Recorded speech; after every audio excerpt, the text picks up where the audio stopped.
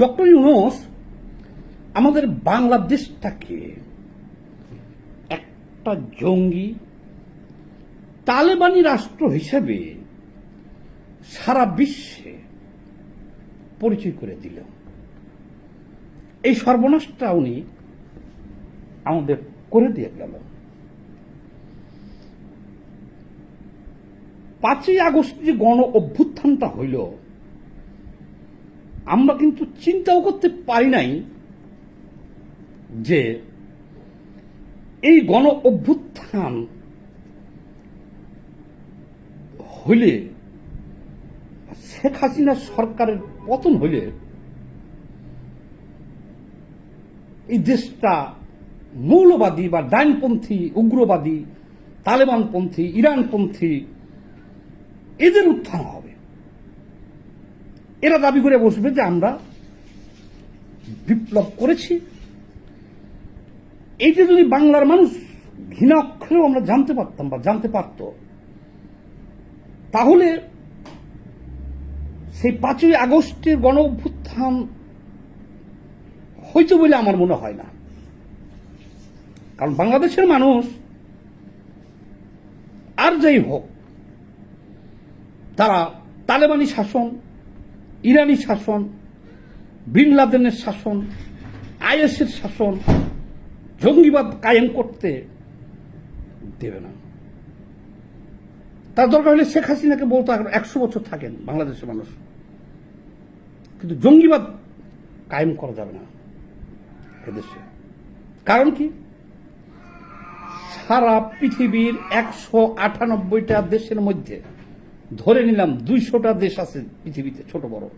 এই 200টা দেশের মধ্যে, সারা দেশের 200 দেশের মধ্যে 2টা দেশ, যেটা হলো তালেবান, একটা হলো আর একটা হলো আফগানিস্তান। আফগানিস্তান তালেবান, আর আরেকটা হলো ইরান। এই 2টা দেশে নারীরা ঘরের বাইরে বেরোতে পারে না, নারীরা স্কুল কলেজ বিশ্ববিদ্যালয়ে পড়তে পারে না, নারীরা গার্জেন ছাড়া ঘরের বাইরে বাড়িতে পারে না। ভূমিকম্প হলে মাটির নিচে চাপা পড়ে থাকলে মানুষ, যেহেতু তারা নারী, পুরুষ সাহায্যকারীরা তাদেরকে হাত দিয়ে ধরে উদ্ধার করে না, ওখানেই তাদের মৃত্যু হয়ে যায়। চিকিৎসা তারা পায় না নারীরা। কেন?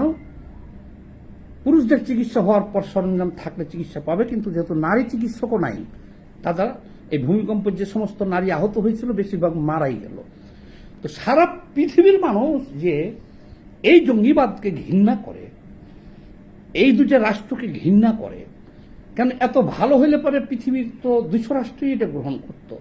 বাদ দেন, ইসলামিক যে কান্ট্রিগুলো আছে, 50-60টা দেশ আছে যে ইসলামিক, তারাই তো এটা গ্রহণ করতো। সৌদি আরব কি গ্রহণ করেছে তালেবানি শাসন?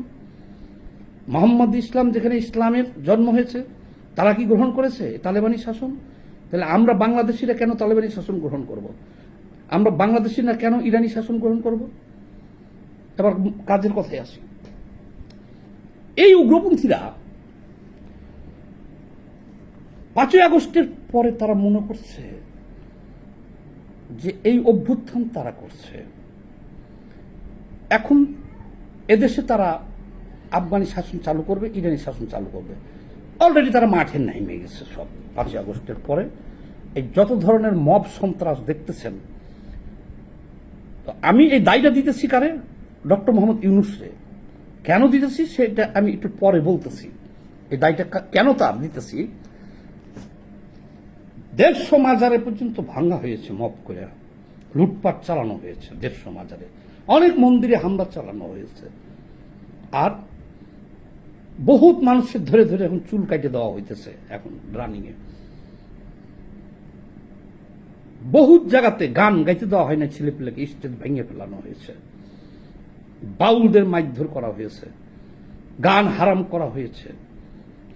অর্থাৎ ওরা অলরেডি নেমে গেছে ফিল্ডে তালেবানি শাসন কায়েম করার জন্য। একটা মানুষের মাথায় বড় চুল, দৌড়াইয়া ধরে তার চুল কেটে দিতেছে। মাজার শরীফ 100 বছরের পুরাতন একটা মাজার, ঐতিহ্যবাহী, এটাকে ভেঙে দিতেছে তারা। মানে খালি শুধুমাত্র তাদের মূলত তালেবানি শাসন কিন্তু এটাই, তাদের মতো চুল রাখতে হবে আপনাকে, তাদের মতো দাড়ি রাখতে হবে, তাদের মতো করে চলতে হবে, তাদের মতের যেভাবে সেভাবে ভিন্ন মত কোনো কিছু থাকবে না। তো এরা এটা শুরু করছে না যে ভিন্ন মত কেউ থাকবে না, চুল আমরা যেরকম চাই সেরকম থাকতে হবে, মাজার থাকতে পারবে না, তুমি গান গাইতে পারবে না, তুমি ডিজে করতে পারবে না, যাত্রা করতে পারবে না, নাচ চলবে না, শিল্পকলা থাকবে না। তাহলে এই দায়গুলো টোটাল ডক্টর ইউনূসের। ডক্টর ইউনূস এদেরকে ব্যবহার করা, এদের উত্থান ঘটাইছে সে এই কারণে, সে চাইছিল যে দীর্ঘদিন সে ক্ষমতায় থাকবে। তো থাকতে গেলে বিএনপির যেমন ফিল্ডে ফোর্স আছে, জাতীয় পার্টির ফোর্স আছে, আওয়ামী লীগের যেমন ফিল্ডে ফোর্স আছে, তার তো এনসিপিতে তো তার লোকজন নাই। তাহলে ফিল্ডের শক্তিটা তার যখন দরকার হবে, এই মব বাহিনীকে, এই তালেবান বাহিনীকে, ইরানি বাহিনীকে সে ব্যবহার করবে। এ কারণে তাদেরকে কিছুই বলা হয় নাই, তাদেরকে বাড়তে দেওয়া হয়েছে। এই প্রশ্নগুলো কেন আসলো?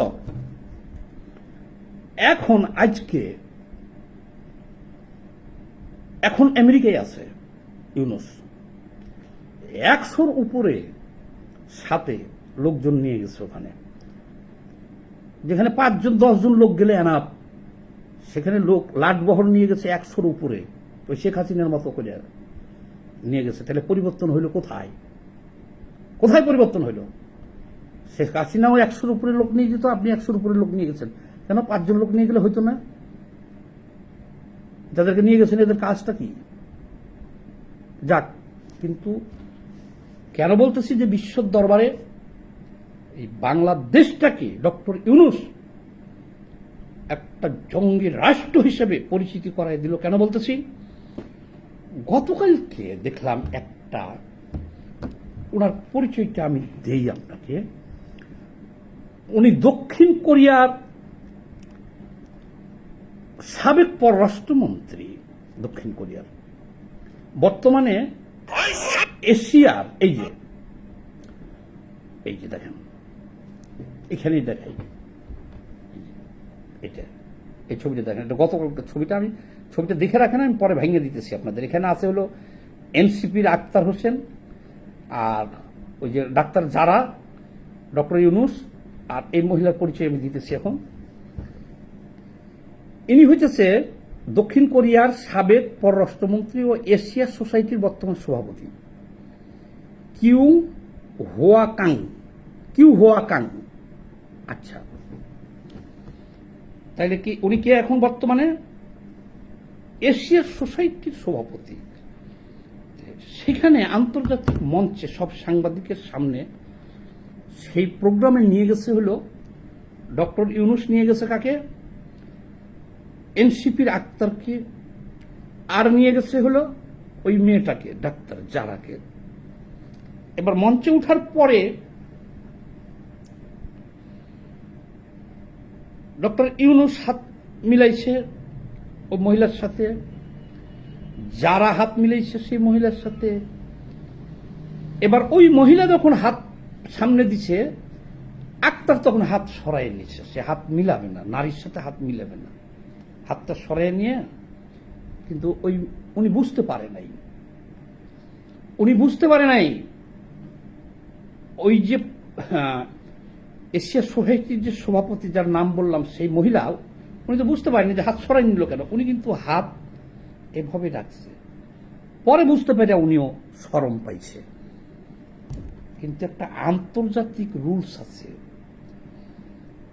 কোথাও যদি এরকম কিছু ঘটে, আপনি হাত না মিলাতে চান, সেটা আগে ইনফর্ম করতে হয়।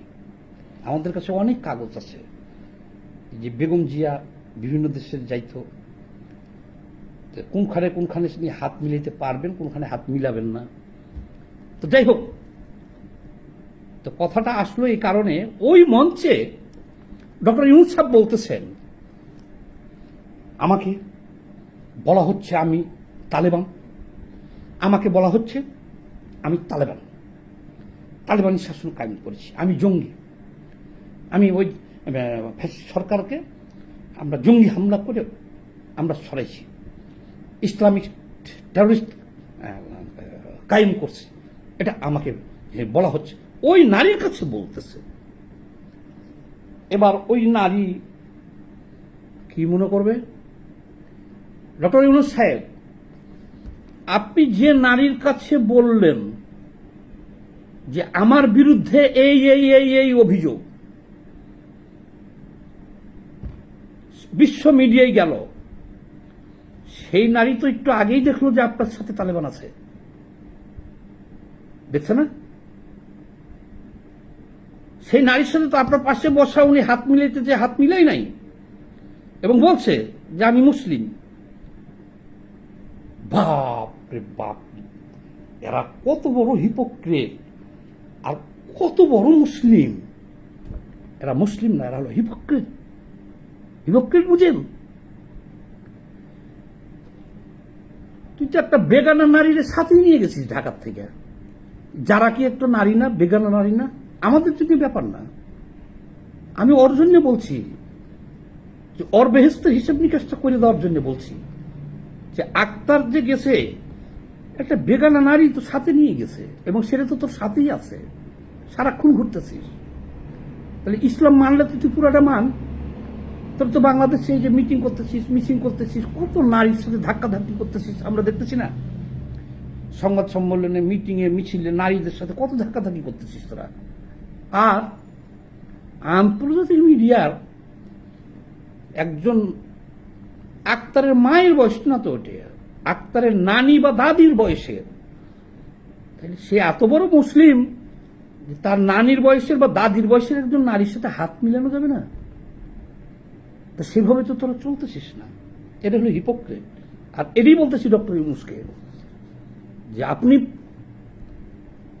বাংলাদেশ থেকে আপনি যে ওখানে বড় দাবি নিয়ে বললেন যে আমার বিরুদ্ধে অভিযোগ, আমি নাকি তালেবান কায়েম করতে চাইতেছি, আমি নাকি বাংলাদেশকে টেররিস্ট রাষ্ট্র বানিয়ে দিতেছি, ইসলাম কায়েম করে ফেলতেছি।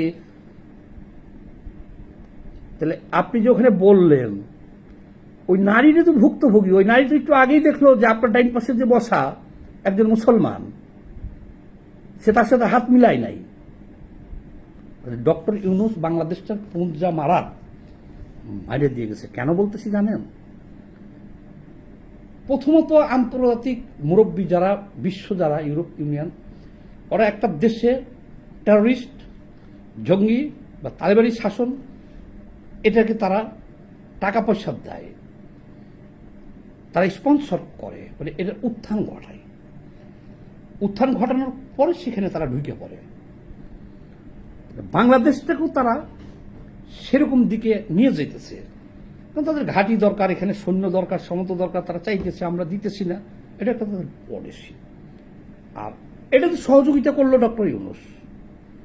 আপনি দেখেন 5ই আগস্টের পরে বাংলাদেশে যা কিছু হইতেছে, এই যারা তালেবানি শাসনের নামে যা করতেছে, মানুষের চুল কাটার থেকে, মাজার ভাঙ্গার থেকে, মন্দির ভাঙ্গার থেকে, এই যে পর্দা নাই দেখে নারীদের প্রতি, এই ওই বাউলদের প্রতি, এখান থেকে ওখান যা করতেছে এদেশে তালেবানি শাসন কায়েমের জন্য, আপনি একটার বিরুদ্ধে ব্যবস্থা নিছেন? 150 মাজার ভাঙছে, একটার বিরুদ্ধে কোনো ব্যবস্থা নিছেন? জ্যান্ত মানুষকে পুড়িয়ে মারে ফেলছে, কবর থেকে, জ্যান্ত না সরি, কবর থেকে তুলে পুড়িয়ে মারে ফেলতেছে মানুষকে। কি ব্যবস্থা নিচ্ছেন আমরা দেখছি? 2-3 জনকে গ্রেপ্তার করছে, 2 দিন পর চলে আসছে তারা জামিনে, নিচ্ছেন। আর আন্তর্জাতিক লোককে যে বললেন, আপনি তো সাথে করে নিয়েই গেছেন। তালেবান যোদ্ধা তো আপনার সাথে, আপনি তো মানে ওনারা বইলে কি হবে? উনি তো নিজেই দেখলো যে বাংলাদেশ হঠাৎ করে এইরকম মুসলমান হয়ে গেছে। এর জন্য বলতেছি যে বাংলাদেশটাকে বিশ্বের দরবারে জঙ্গি হিসেবে তুলে ধরার জন্য এই অপরাধ ডক্টর ইউনূসের কখনোই ক্ষমা হবে না। সবাই একটু বেশি বেশি করে ভিডিওটা শেয়ার দিয়ে দিন। সবাই ভালো থাকবেন, ধন্যবাদ।